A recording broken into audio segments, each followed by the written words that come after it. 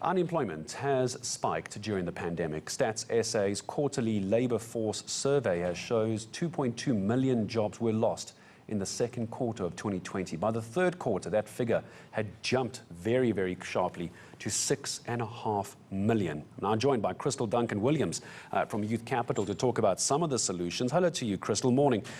First of all, your reaction to President Ramaphosa's SONA plan to tackle unemployment, particularly what you were listening out for, that being the plan around youth unemployment. What was your takeaway?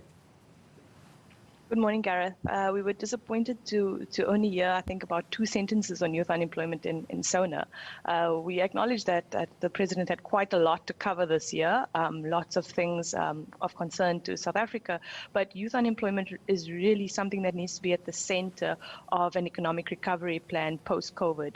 We know that at the beginning of last year, there were around 8.1 million young people not in education, employment and training, and by Q3 of last year, that number had gone up to 8.8 million.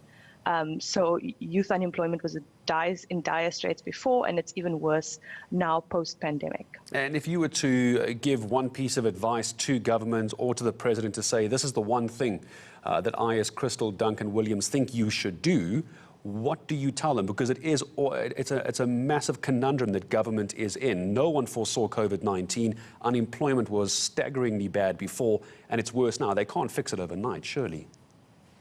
No, absolutely not. And with the numbers in unemployment, there are no easy fixes. Something we are quite positive about, which we were looking out for in SONA, was the economic recovery stimulus package, which was launched in December, and around 300,000 positions have been recruited in teaching assistant roles for young people. And we think these kinds of public works opportunities where young people are recruited to provide a service that is needed in their community, gives them a chance to gain some skills, is a step in the right direction. But we need to make these opportunities work for young people. There needs to be a pipeline from these opportunities into future opportunities, and the government needs to work with the private sector to provide some sort of pipeline for these young people. So these teaching assistant roles should provide on-the-job training, should provide skills that young people can use in other employment, and they should leave these short-term job opportunities with a reference letter and a skill set that they can use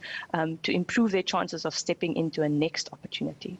I'm so glad you mentioned the private sector. That's where I was going to go to next. Obviously, we all turn to the president, we all turn to government, because those are the people we hold accountable. We hear from them during the State of the Nation address. Where's the private sector on this, though? Because a lot of what government does is not always effective in filtering down to the small towns, the small cities, the small suburbs. Where's the private sector in this suggestion of yours? Well, we think there's a few ways the private sector can come on board. One way, which I think they have made clear, is a lot of the time the skills that TVET colleges are producing are not the skills that the economy needs. So that's what you hear from the private sector a lot. I think there needs to be improvement around skills that are needed. How do we get young people qualified quickly? It shouldn't take years. And have young people who have the skills that are needed by the economy. A second one is SMMEs. And I know that the president spoke quite a lot about SMMEs on Thursday, which was great. So I think what we need to unlock existing opportunities for SMMEs to be able to access funding like the employment tax incentive or triple BBE tax rebates around how do they make these incentives work for SMMEs to be able to employ a young person. Imagine a South Africa where every small business was able to employ just one young person. There are tons of small businesses in South Africa. We aren't even sure of the numbers if we take the informal sector into account. So I think this could be a real game changer for youth unemployment. It's just that small businesses aren't always equipped to do this because of the red tape around accessing those types of government incentives. Kristal, last question to you before I say goodbye. You made a very good point around the skills for the economy. Private sector saying to the TVET colleges and others, this isn't what we need. How do we fix that? How is it possible that there's such a divide between what is needed and what is being provided? How do we get that conversation going?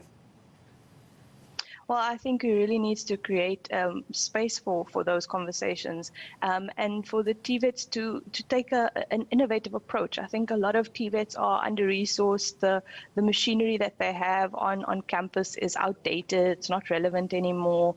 There needs to be an overhaul of the curriculum, really. And I think those conversations need to take place with tech innovators and with the private sector. And I think now is the time. In crisis, there's times to innovate and react quickly. And we've seen the government react very quickly during the pandemic. And so I think there's a moment now to say, how do we take this opportunity and bring the private sector and government and the Department of Higher Education around a table to come up with a curriculum that's concise and relevant for 2021. A skill set for the economy. I feel that's going to be a very big discussion. I'm so glad you raised that. Kristal, Duncan-Williams, thank you as always for speaking to us here on ENCA from a youth capital. So no reaction really to youth unemployment in South Africa. Skills for the economy. What's happening in TVET colleges versus what's happening in the private sector. Seems to be a bit of a disconnect. Maybe we have that conversation in the coming days. It's a day of